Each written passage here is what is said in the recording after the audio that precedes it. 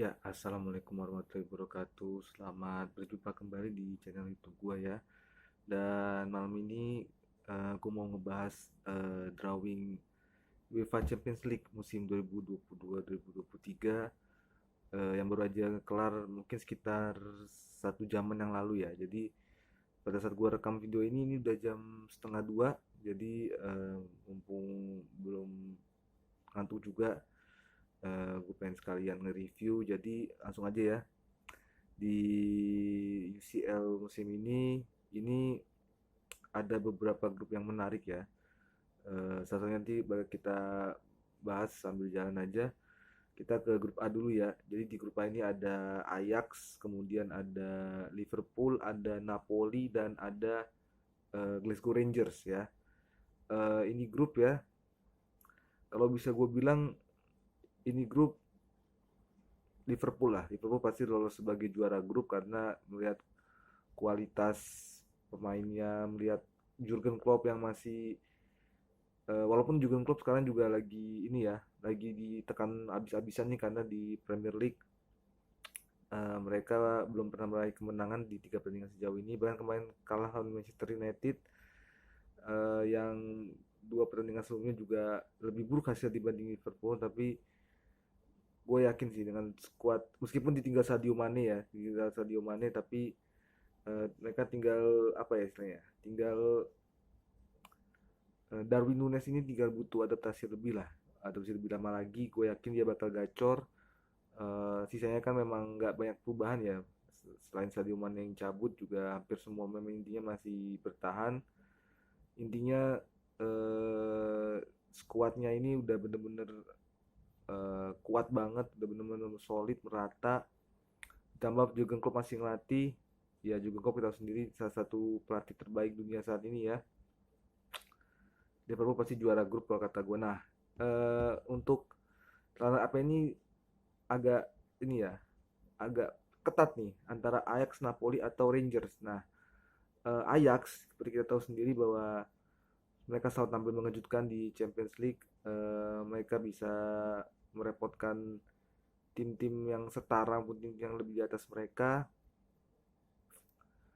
Napoli juga sama ya, Napoli juga bisa tampil mengejutkan. Cuman bedanya Napoli ini udah apa ya istilahnya? Udah kalau nggak salah 2 atau 3 musim ini udah nggak pernah main di Liga Champions. Mereka baru kali ini bisa lolos ke Liga Champions lagi. Sementara Rangers ini untuk pertama kalinya mereka lolos setelah 12 tahun ya kalau nggak salah ya. Jadi musim 2010 mereka terakhir lolos kalau nggak salah di UEFA Champions League. Sebelum akhirnya mereka bangkrut, mereka ganti badan, ganti lembaga, terus mereka harus berjuang dari divisi bawah sampai akhirnya bisa promosi lagi ke Scottish Premiership, juara di musim 2021, eh, juara Piala Skotlandia juga ya, Liga Skotlandia, Piala Skotlandia. Mereka juga hampir juara Europa League musim lalu, dan di kualifikasi ini mereka bisa ngalahin PSV. Sebenarnya lebih diunggulkan apalagi setelah PSV bisa ngambil 2 gol tandang ya, seri 2-2 di kandangnya Rangers, tapi Rangers sama menang 1-0 di kandangnya PSV. Bagi gue 3 tim ini bisa sambil mengejutkan, cuman gue memilih Ajax ya untuk jadi runner up karena Ajax sendiri mereka selalu konsisten main di UEFA Champions League beberapa musim terakhir ini.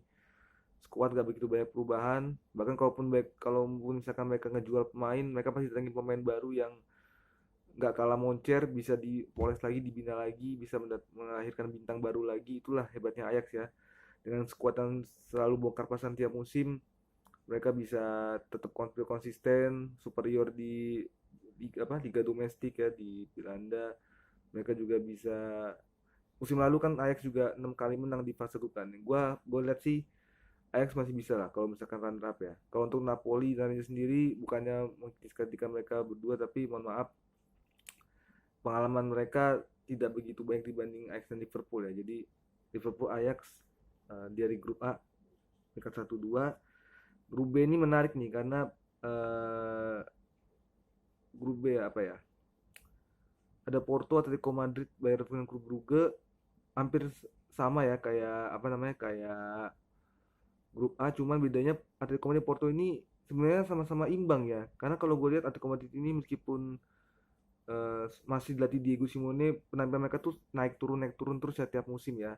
musim 2021 mereka bisa juara liga, tapi musim berikutnya mereka turun sampai peringkat keempat ya kalau nggak salah ya, di bawah Sevilla bahkan ya. Barely qualifying for World Cup, barely qualifying for UCL, sorry. World Cup lagi. Hampir nggak lolos UCL kalau saja Real Betis itu tidak apa ya, tidak turun performa di akhir. Hampir, kalau menurut gue Atletico Madrid sekarang menurut nih ya, gue nggak tahu ya, mungkin karena faktor kejenuhan squad, atau misalkan atau mungkin Diego Simeone yang udah 10 tahun kayaknya dengan strategi itu yang sama seperti itu aja. Untungnya mereka masih bisa compete, mereka bisa survive. Tapi kalau menurut gue Atletico Madrid bakal dapat banyak perlawanan dari Porto ya, yang gimana Porto musim lalu sampai perempat final. Sorry, 2 musim lalu perempat final ya, 2 musim lalu perempat final. Musim lalu mereka sayang banget, mereka harus turun ke Europa League ya karena kalah. Kalau nggak salah satu grup juga sama ini ya, satu grup sama Atletico Madrid ya. Ini jadi mereka nih bakal ketemu lagi nih Atletico Madrid ya, dengan Porto. Tapi kalau kata gue sih untuk juara grup ya Atletico Madrid lah kalau gue.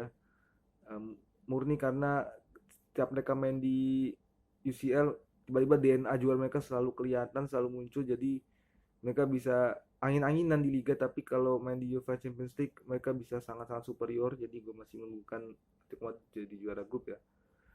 Porto bisa lah kalau jadi runner up ya. Gue sekali lagi gue tidak meremehkan klub Brugge Bayer Leverkusen, tapi kalau Bayer Leverkusen ini mereka juga udah lama nggak lolos Champions League. Di liga musim ini di Bundesliga mereka belum pernah meraih kemenangan ya. Bahkan mereka di DFB Pokal itu kalau nggak salah mereka tersingkir di babak pertama, kalah sama klub amatir, gue lupa namanya apa tuh, pokoknya kalah penalti.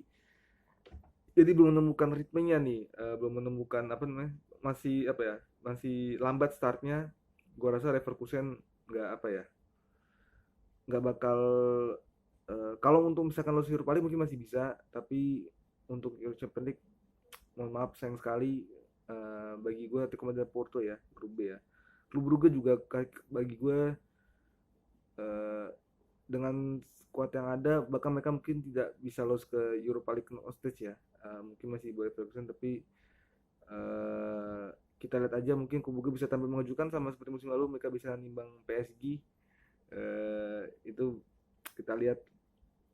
Grup C ini menarik nih. Ini grup C ini ada Barcelona, Bayern Munchen, Inter Milan, dan Victoria Pleasant. Oke, kalau Victoria Pleasant out dari persaingan, pasti menjadi bulan-bulanan tiga tim yang gue sebutkan di atas yang merupakan grup pertama. Tapi kalau untuk juara grup Bayern Munchen, oke, Bayern Munchen ini sangat-sangat superior sekali ya di liga. Bahkan kemarin gue ada artikel gitu bahwa Bayern Munchen ini tahu superior di liga, mereka tuh harus mulai pertandingan dengan ketinggalan 1-0. Saking dominannya skuad ini ya, saking dominan tim ini, sampai ada, gue nggak tahu ya itu emang anekdot atau memang ungkapan batin ya, tapi memang Munchen ini nggak tertahankan ya di Bundesliga ya. Dan gue rasa juga Champions League juga nggak bakal apa ya, nggak bakal mengalami kendala berarti meskipun mereka ditinggal Robert Lewandowski yang pindah ke Barcelona. Jadi Lewandowski ini baru pindah dari Munchen langsung ketemu Barca lagi, apa, langsung ketemu Munchen lagi. Tapi dengan dijualnya Lewandowski juga mereka bisa datengin Sadio Mane, mereka bisa perkuat pertahanan dengan Matthijs de Ligt, lini tengah juga diperkuat dengan Ryan Gravenberch dari Ajax. Bagi gue sama aja kayak musim sebelumnya. Skuad Bayern Munchen ini tetap kayak gitu ya. Bagi gue Bayern Munchen sih yang bisa apa namanya, bisa tetap jadi juara grup. Barcelona lagi transisi, memang masih di bawah Xavi dengan pemain kayak Lewandowski, Christensen ya, Raphinha, Kessie, ada juga Konde ya, yang sampai juga belum bisa didaftarin juga karena masih harus banyak jual pemain. Tapi di samping itu masih ada Aubameyang, Depay, Frankie De Jong ya, ini pemain-pemain yang dirumahkan bakal pindah klub lain, tapi mereka endingnya tetap stay. Gue sih berharap Barcelona bisa runner up lah setidaknya ya. Sebagai fans gue malah berharapnya Barcelona juara grup, tapi gue rasis saja Bayern Munchen ini masih nggak tertahankan lah di, ya Barcelona mungkin bisa juara grup. Kalau untuk Inter Milan mungkin udah datengin lagi Lukaku ya, tapi bagi gue cukup Europa League aja karena Inter Milan oke lah kalau Inter Milan sama Bayern Munchen mungkin mereka gak bisa compete, tapi kalau sama Barcelona mereka bisa head to head. Cuman bagi gue dengan hadirnya Lewandowski sekarang Barcelona tetap bisa ngalahin Inter Milan kata gue ya. Jadi Inter Milan turun di Europa League, bagi gue Barcelona dan Bayern Munchen ya yang lolos dari grup C dengan Bayern Munchen sebagai juara grupnya. Di grup D itu ada apa ya tadi ya? Oh ya, grup B ini juga menarik ya. Jadi empat tim yang ada di grup B ini, grup D ini mereka ini apa istilahnya ya? Kekuatannya hampir seimbang loh. Ya mungkin ini gue sebutin dulu ya. Mungkin ada Eintracht Frankfurt, ada Tottenham Hotspur, ada Sporting Lisbon sama Olympique Marseille ya. Tottenham Hotspur bisa dibilang sedikit di atas, tapi nggak betul juga mereka bisa diganggu sama tiga tim ini karena sebenarnya kualitas mereka tuh cukup setara ya. Eintracht Frankfurt kemarin tampil mengejutkan bisa juara Europa League, sampai akhirnya bisa lolos lagi ke Liga Champions setelah sekian lama ya. Ada kali kalau nggak salah 40 tahunan yang mereka nggak lolos Liga Champions ya. Baru sekarang mereka bisa lolos lagi ke juara Europa League. Ini faktor pelatihnya sangat menentukan sekali. Oliver Glasner ini pelatih yang musim lalu meloloskan Wolfsburg ke Champions League. Sekarang dia meloloskan Eintracht Frankfurt ke Champions League. Ini memang pelatih yang underrated kalau kata gue. Harusnya sih masuk nominasi UEFA Men's Coach ya, tapi ya mungkin namanya nggak terkenal dibanding tiga yang nominasi. Tapi bagi gue Eintracht Frankfurt bisa tampil mengejutkan. Sporting Lisbon musim lalu bisa sampai 16 besar. Olympique Marseille kalau kata gue sih apa ya, masih bisa kalau misalkan mereka ngeganggu, tapi mereka juga udah lama nggak Liga Champion kan. Terakhir juga main di Europa League mereka kalah sama Atletico Madrid itu gagal juara di 2019. Di Europa Conference juga mereka tersingkir semifinal. Sebenarnya kalau bagi gue Marcel ini pengalaman di Eropanya udah apa ya? Mungkin karena beberapa musim sebelumnya mereka jarang lolos ya. Jadi mereka walaupun lolos mereka main di kompetisi bawah. Gue melihatnya mungkin nanti agak kaget ya dengan mereka masuk ke Liga Champions lagi. Tapi kalau misalkan untuk Europa League mereka masih bisa lah ya, masih bisa untuk lolos. Cuman kalau dari grup D sendiri, gue sih mengunggulkan Tottenham Hotspur ya sebagai juara grup murni karena pelatihnya Antonio Conte ini orang jenius, ini orang keras, tegas, tapi lovable oleh pemain ya. Pemain yang suka, dia tetap stay. Di Liga juga nggak buruk-buruk amat, mereka udah dapat 7 poin di mana lawan Chelsea mereka hampir kalah tapi Harry Kane bisa gol di menit 96, belum terkalahkan. Tottenham Hotspur ya, walaupun kemarin musim lalu mengecewakan banget sampai di Europa Conference kadang-kadang nggak niat gitu, tapi mereka kalau ke UCL lagi, gua rasa mereka bisa melangkah at least sampai 8 besar kalau kata gue ya, karena ini murni karena faktor Antonio Conte dan masih ada Harry Kane, Song Heung-min juga, ketambahan di Richarlison juga, ketambahan banyak main-main baru ya, Clement Lenglet, Ivan Perisic, wah kalau kata gue juara grup ya, ini grup D Tottenham Hotspur. Untuk runner up-nya, gue sebenarnya mengunggulkan Eintracht Frankfurt ya, karena Eintracht Frankfurt ini tim yang sangat, gue suka sama Eintracht Frankfurt murni karena solidaritas dan tim spiritnya tinggi banget. Gue suka sama daya juang mereka, semangat mereka tinggi. Jadi gue pengen mereka yang nemenin Spurs ya ke apa ya, ke 16 besar. Untuk Sporting Lisbon, bagi gue kekuatannya agak menurun dibanding musim lalu. Kebukti jual Palhinha dijual ke Fulham.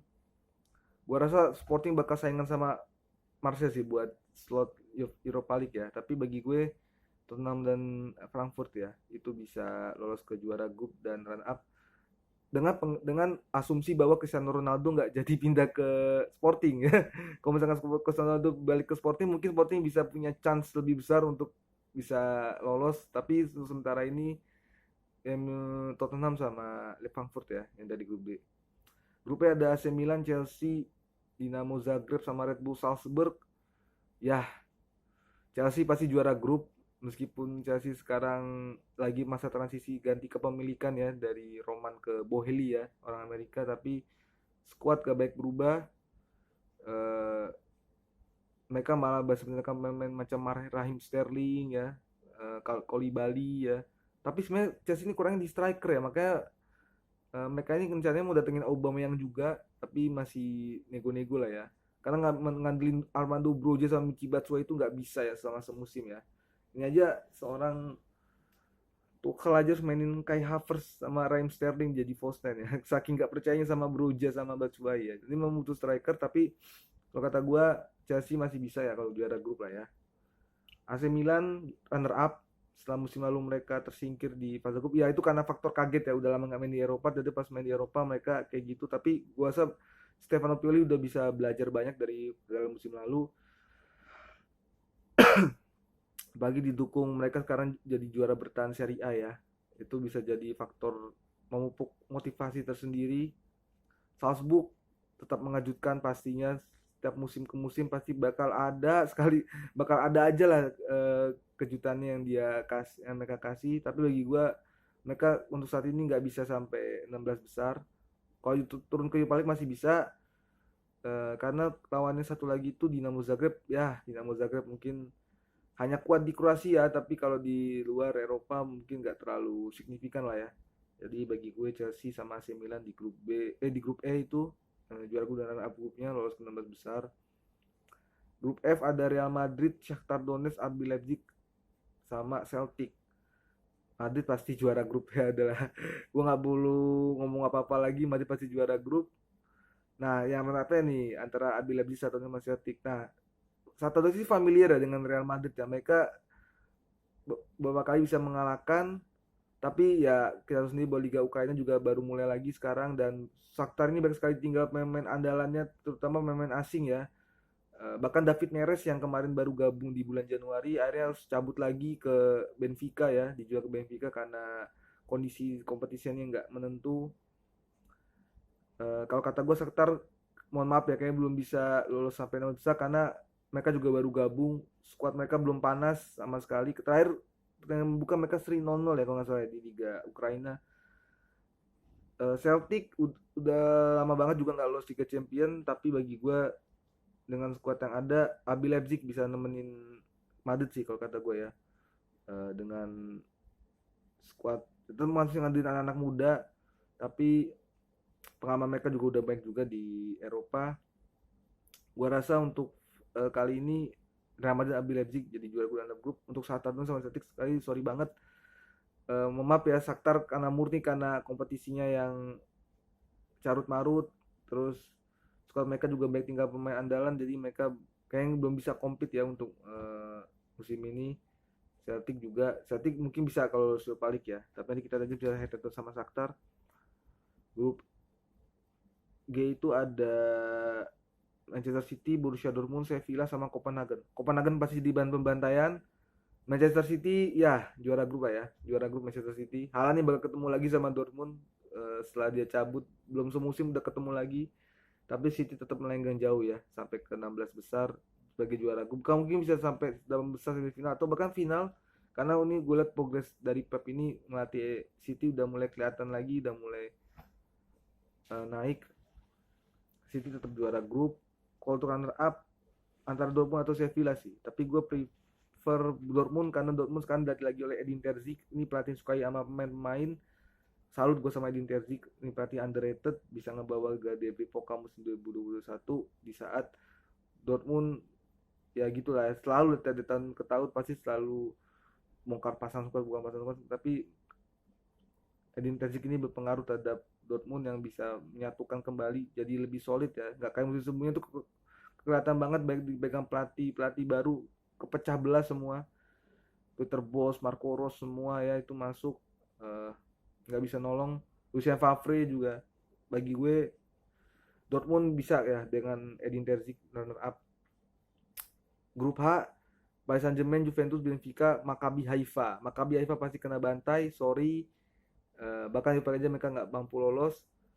Benfica maaf banget walaupun kemarin bisa sampai perempat final tapi lawan Paris Saint-Germain gue nggak tahu ya mungkin sampai mengejutkan tapi bagi gue Paris Saint-Germain tetap melangkah jauh sampai tetap melangkah dari fase grup peringkat 1. Juventus bisa mungkin netil sama Benfica karena Benfica juga tracknya menurun. Allegri menurut gue udah mulai usang strateginya pemain Juventus juga mediocre lagi ya pemain Juventus juga mediocre. Lihat aja masih ada Rabiot.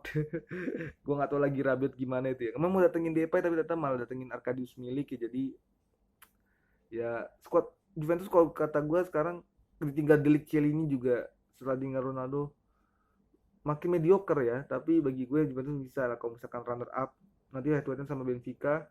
Tapi kalau dari grup H paling sama Juventus ya yang lolos. Sama tadi juga ada UEFA Awards juga. UEFA Awards itu untuk Women's Coach of the Year-nya ada Sarina Wiegman. Bagi gua deserve karena dia berhasil membawa gelar juara untuk timnas Inggris di gelar juara pertama di apa ya di sepak bola wanita ya, Euro pertama di apa namanya di sepanjang tim nasional Inggris bertanding dan bahkan bisa mendatangkan gelar major turnamen pertama setelah 56 tahun men's and women's ya. Itu prestasi luar biasa. Sebelumnya mereka dapat dia juga bawa dengan juara bagi 2017. Bagi gue understandable, emang harus ya, walaupun soalnya Bom Pastor juga apa ya bisa ngebawa Lyon juara lagi champion, tapi ya kita mau bicara Lyon pasti setiap tahun selalu jadi favorit juara ya. Jadi kalau misalnya Lyon juara udah nggak kaget, tapi kalau Inggris wah jujur kaget ya. Banyak orang yang kaget karena Inggris bisa melangkah sampai bahkan bisa melangkah lebih baik dari tim prianya ya yang kalah di final Wembley juga di Euro. Jadi bagi gue saya memang pantas. Men's Coach of the Year Carlo Ancelotti sama Champion League ya itu ini legacy lah. Ini legacy, gue nggak bisa berkata-kata baik lagi. Kalau Ancelotti ini deserve, pengalamannya udah banyak segala macam, ya udahlah kalau Ancelotti di atasnya Jurgen Klopp atau Guardiola. Tapi menarik ini bahwa di atasnya di bawahnya Ancelotti Jurgen Klopp bukan Guardiola ya. Padahal Klopp cuma bawa gelar Piala Ciki ya, FA sama EFL, tapi ya kalau Ancelotti at the end tetap pemenangnya. Women's Player of the Year ini Alicia Putellas. Alicia Putellas ini menjadi pemain kedua yang bisa dapat UEFA Women's Player of the Year setelah dua kali setelah apa selama sebaik dua kali setelah Pernille Harder, tapi ini orang pertama yang bisa berturut-turut dapat ya. Tahun lalu mereka dia juga dapat. Tahun ini meskipun dia nggak main di meskipun dia cuma dapat domestik ya, treble bersama Barca, juara Liga, juara Piala apa Copa de la Reina sama Super Copa, eh, dan juga dia juga gagal mempertahankan gelar juara USL ya kalah sama Lyon, tapi dia dapat top score best player dengan 11 gol. Itu bagi gue peningkatan dari performanya dibanding musim sebelumnya 2020-2021. Meskipun ada dia gagal main juga di UEFA Women's Euro karena cedera, tapi dari konsistensi memang dia yang pantas. Batman itu muncul cuma pas Euro doang ya. Pas dulu-dulu di klub nggak kelihatan sama sekali. Lena Oberdorf oke, ini pemain di Wolfsburg motor permainan, di Ujeman juga holding midfielder yang kokoh, tapi ini orang tetap forever underrated lah. Ini mungkin kalau misalkan ada best young player dia bisa menang, tapi kalau untuk best player saat ini belum ya, mungkin beberapa tahun lagi. Jadi Asia Putelas pantas lah ya karena dia yang paling konsisten saat